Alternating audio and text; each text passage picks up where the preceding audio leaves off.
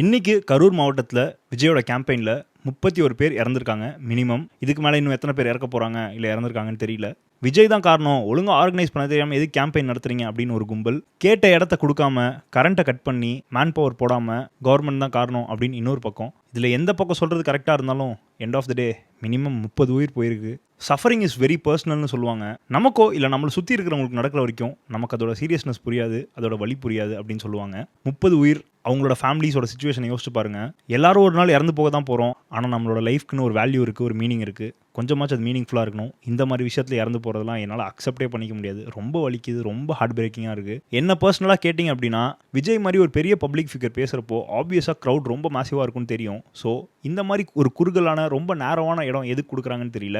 ஒரு broader wider ஒரு பெரிய ஸ்பேஸில் பேசுகிற மாதிரி கொடுத்துருந்தா பிரச்சனை இருந்திருக்காது.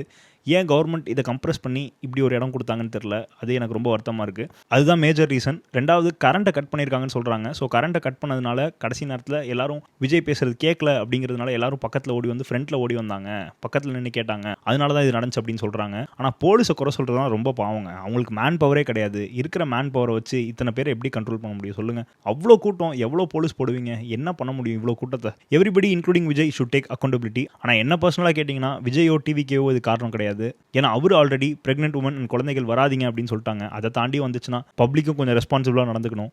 ஸோ நீங்கள் இந்த இன்சிடென்ட் பற்றி என்ன நினைக்கிறீங்கன்னு மறக்காமல் கமெண்ட்டில் சொல்லிட்டு போங்க.